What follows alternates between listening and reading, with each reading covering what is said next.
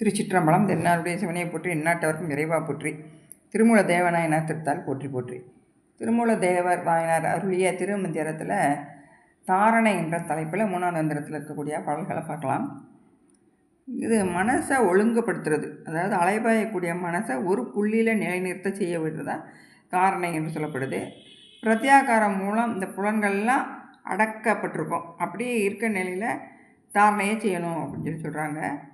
கோணா மனத்தை குறிவுண்டு கீழ்கட்டி வீணா தண்டு ஊடை வெளிப்புற தான் நோக்கி காணா கண் கேளா செவி என்று இருப்பார்க்கு வானால் அடைக்கும் வழியது வாமே.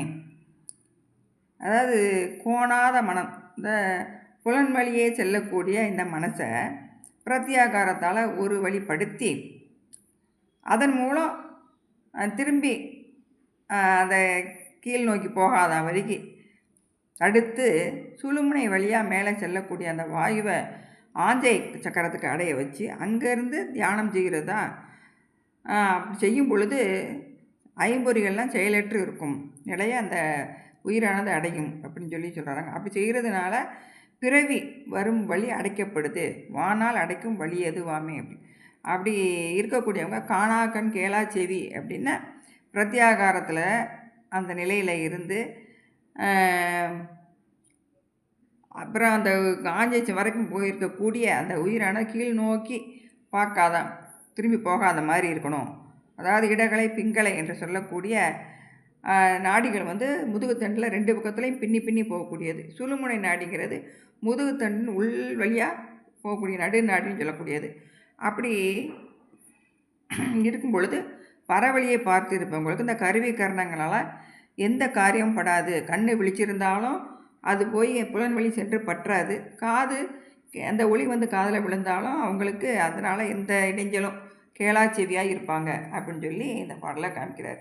அப்படி இருக்கவங்களுக்கு அந்த வானால் அடைக்கும் வழி, அந்த பிறவியே வரா நிலைக்கு அவங்க இருப்பாங்க அப்படின்னு சொல்கிறாங்க. மலையார் சிரத்திடை வானீர் அருவி நிலையார பாயும் நெடுநாடி ஊடு போய் சிலையார் பொதுவில் திருநடமாடும் தொலையாத ஆனந்த ஜோதி கண்டேனே. மலை அப்படிங்கிறது மேர்மலையை குறிக்கும். இதை நம்ம முதுகுத்தண்டு, அதை வீணைத்தண்டு அப்படின்னு சொல்லக்கூடியது. அந்த இதில் சூரிய சந்திரர்கள், அந்த இடநாடி பிங்களை நாடின்னு சொல்லக்கூடியது அந்த முதுகுத்தண்டை சுற்றி சுற்றி போகுது. அதாவது மேர்மலை அப்படின்னு சொல்கிறாங்க. அந்த புருவ நடு அதனுடைய தலைப்பகுதி அப்படின்னு சொல்லப்படும். இந்த புருவ நடுவில் இறைவனது நடனம், அங்கே உயிர்கள் அந்த நெற்றி பொட்டில் அந்த ஆஞ்சா சக்கரத்தில் இருக்கும் பொழுது உயிர்களுடைய அறிவு விளங்கி தோன்றும். இறைவன் அங்கே பரநடனம் ஆடுவாராம். அது அதிசூட்சும நடனம் அப்படின்னு சொல்லப்படுது. இதயத்தில் செய்யக்கூடிய நடனம் சூட்சும நடனம். இது இதயம் தானம் அருள்வெளி என்றும் அது சிற்றம்பலம் என்றும் சொல்லப்படுது. புருவ நடு ஆனந்தவெளி பேரம்பலம் என்றும் சொல்லப்படுது. வானீர் அருவி அப்படின்னு சொல்கிறது அந்த முதுகுத்தண்டு அந்த உச்சியில் புருவ நடுவில் இருந்து எப்போதும் பாஞ்சிக்கிட்டே இருக்கக்கூடிய அந்த சுழுமுனை நாடி வழியாக வரக்கூடிய அந்த அமிர்தம் பொழியும் அப்படின்னு சொல்கிறாங்க.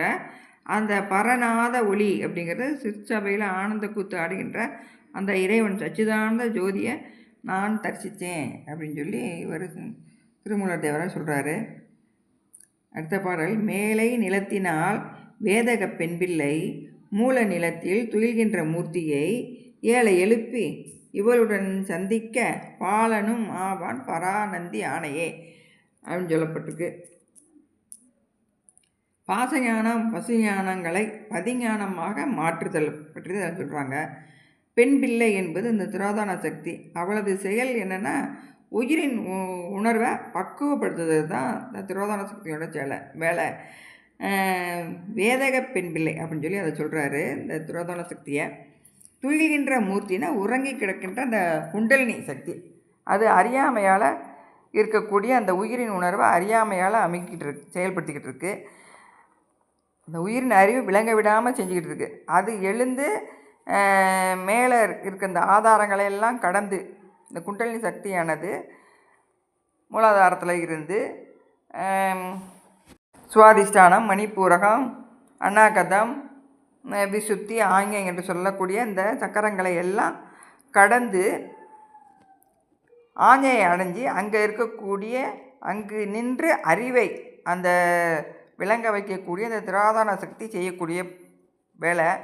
அப்படி செய்யும்பொழுது யான் எனது என்ற பற்றுக்கள்லாம் நீங்கி தூய்மையாக அடையக்கூடிய இந்த உயிரானது அதனை பாலன் அப்படின்னு சொல்லிட்டாரு. அந்த என்ன செய்யுமா இம்மை மறுமை நலங்களோட வீட்டு நெறியும் அந்த தரக்கூடியதாக இருக்கும் அப்படின்னு இந்த பாட்டு மூலமாக காமிக்கிறார். திருச்சிற்றம்பலம்.